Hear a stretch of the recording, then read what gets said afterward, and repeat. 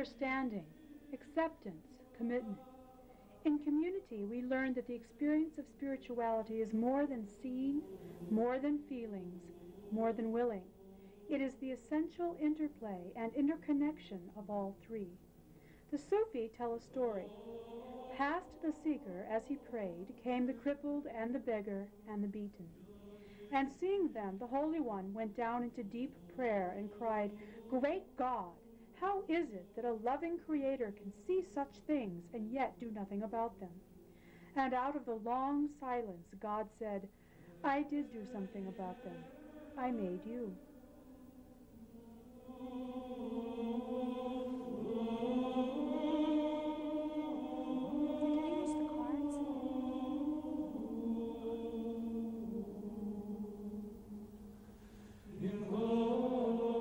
Welcome back to Bay Area Psychology. Common Cause founder John Gardner was recently quoted saying, "Millions of Americans are ready to chip away at the prevailing sense of hopelessness by building new hopes through community." Random acts of kindness are breaking out, and Will Glennon, publisher of Canary Press, interprets this response as a deep hunger for connection among people in a fragmented society. Organizational psychologist Mitchell Marks has observed that we are in the midst of a seismic psychological shift about defining success. People are asking, is this all there is? And then again, maybe this student says it best. 6, 7. Okay, Terry, why do you think we're looking for spirituality? Well, as W.C. Fields told his lawyer on his deathbed when he was caught reading the Bible, we're looking for loopholes. Okay, thank you. Millions of people are returning to age-old wisdom to seek spiritual answers. Popular culture has been quick to reflect our hunger for meaning with Forrest Gump, Angels, Chant, a double platinum collection of Gregorian chants, and bestsellers such as Embraced by the Light, Care of the Soul, The Celestine Prophecy, The Road Less Traveled, and The History of God. Clearly, there is a theme. Tonight, we will take a look at the reasons for the expanding spiritual boom. I am delighted to have Linda Wilder, a longtime source of spiritual wisdom and guidance for me. She is currently practicing in Cupertino. Welcome, Linda. Thank you, Mary. It is such a treat to have you in particular here. Thank you. It's a pleasure to be here. Well, I am, as you heard me say, we're talking tonight about spirituality, and I guess a logical place to start would be a definition of spirituality, because we hear this word used from everything from chakras to, I don't know, second lives. So perhaps you can share your thoughts on what you believe spirituality to be. Well, generally speaking, I think spirituality has been defined as that part of us which isn't body or mind.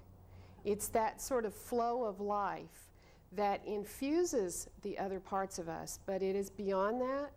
Then there are traditional religious definitions of spirituality that your introduction alluded to, this yearning for connection beyond what we can just think, beyond physical connection with other people, but reaching for something deep within or wider beyond that defines who we are more than just physically and emotionally and psychologically. So in some ways it sounds like you're talking about tapping into an energy source of some kind. Well, it certainly gets referred to that way in this day and age. I think we've got a lot of current definitions. Star Wars, you know, started with this idea of the Force, know, and tapping into the Force. You know what it seems to me, and this is my personal perspective on this, is that we call it energy because we can't think of what else to call it. It's like electricity in a sense. There is this charge that you can't quite see and that you can't quite make sense of, but it's very real nonetheless. And I think energy misses the point slightly. Can you say more about that? Well, my personal perspective is that spirituality was wired into us at the point at which we were made, at creation. And it comes as a connection, a personal connection with something greater than who we are. So what you're saying then is that spirituality is as natural a part of us as breathing, yes, eating, yes, and that in fact it's not something necessarily that we go and get, but that in fact we already perhaps have inside, but have not accessed or may not even be aware of. Yes, we are literally designed to respond in that realm as well as in the others you mentioned. Tournier years ago wrote an article on his particular understanding of man's yearning to connect with the deeper things, and he referred to it as a God-shaped vacuum. Maybe that was Pascal, now that I think about it. But this God-shaped vacuum inside of us yearning to fill itself. I loved what your student said in the introduction about W.C. Fields, we're looking for loopholes. I would take it a step further and say that we found some loopholes. We found a huge hole inside of each of us, and we're looking to fill it. Okay. So, you know, traditional religion and spirituality are sometimes seen as synonymous. Mm-hmm. There are some people who take a stand that they're very different. Mm-hmm. What's your understanding of the difference or similarity between religion and spirituality? Religion is a system. Okay. It's a structured, organized explanation of who we are and how we fit in the world. Spirituality is personal. It's connected to the heart and soul of each living human being and may or may not connect itself with a system. Okay, so I've heard it said that actually religion was created to enable us to be able to reach this undefinable that we're looking for. Well, if you take the classic definition of religion as what man has designed to try to make sense of himself, then yes, you could say that way. Now then, we use religion, the word religion, the same way we use the word spiritual. It's sort of lost its meaning because we use it generally. Like, for instance, we call Christianity and Judaism and Buddhism and Hinduism all religions. Okay. But within Christianity, for instance, those of us who feel personally connected with God would call that a faith, apart from a religion. Religion is what happens in the church structure with the rules and regulations. Okay. My spirituality is a life that I have in direct relationship with the living God. Those are very different concepts. Okay. So, in fact, as we mentioned, there are many people who are beginning to look at spiritual answers and spiritual truth, some of whom are returning to traditional religious faiths. Others are not. Others are looking toward alternative faiths, maybe through books, through reading. Do you see each of those alternatives as equally valuable, or what do you think about that? I mean, do you think we could potentially be led off track in the latest trend toward discovering our spirituality? It seems to me that as human beings we have this phenomenal capacity to choose what we want to be true, not what necessarily really is going to feed the deepest part of our soul.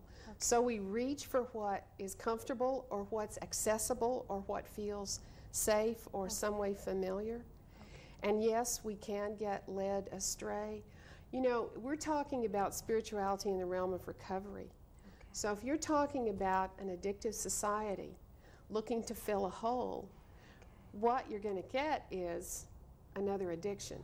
So there is something about that component that even makes us choose our definition of what's right for us spiritually based on not paying attention to our addiction and how it's driving us. Okay, good point. Now we have some graphics prepared, some ideas about why it is that maybe as a culture we have begun this search. And let's take a look at the first one as a possible explanation. We have inherited a world that has lost all real sense of time. Our most common complaint is that we have no time. I complain about that. That's right. Does that sound familiar? I know. Yes, it does. I can go with that. All right. What do you think's happening with our time? Where's it going? Well, it's going where it's always gone. It's winding itself out 24 hours at a time. We're just trying to get more. I think our society has, some portions of our society have succeeded to the point where there is now too much of everything. There's too much to do. There are too many places to be, too many people to be with. And so we're trying to cram. You know, I come from East Tennessee, and we have these phrases like we're trying to put 20 pounds of potatoes in a 10-pound sack. There you go. Well, I think that's what we're trying to do with our lives. And it's because we're trying to fill that hole. We're trying to make meaning by reaching out to school and friendships and working out and sports activities and arts, literature. And it's really a form of, it's a response to starvation. Okay. So then if we come from a deprivation model, Exactly. we are not going to be very choosy about the way that we do No. address that emptiness. No, when you're Okay. a grazing food addict, you're going to just Okay. eat from the front to the back of the refrigerator. Absolutely. And I think we do that in our spiritual life as well. Okay. And we do that also in terms of how we define success. Yes. How we define the way we want our lives to look like. You know, you Mhm. made, at the beginning we made mention of a real shift in how we're looking at the successful individual. You know, you see very famous, wealthy people saying, I'm not going to do this anymore. Like Michael Jordan, for example, who of course is now rethinking that. But at one point really made the stand that... Hey, big bucks are very compelling. Yes, they are very compelling. To maybe reconsider and say, you know, maybe there's more to life than selling tennis shoes. I want to make one other point, I think, about time. If we were in fact designed by a deliberate creator who exists outside of time, something in our unique makeup as human beings yearns to be there outside of the constraints of time. And I think that may also be part of our complaint, is that somewhere deep inside of us we know we don't want to be limited like this. We don't want to just live the 75 years. We don't want to just have the 24-hour day. And God is beyond that. And something in us is reaching for that. So the part of us that really connects with this outside energy, outside source of power, resists the restriction of our own humanity. Yes, absolutely. Good. So when we come back, we can talk about our difficulty accepting those kind of limitations and our imperfections as people. Good. When we return from our break, we'll hear your thoughts on spiritual awakening in our segment, In Your Voice. Stay with us.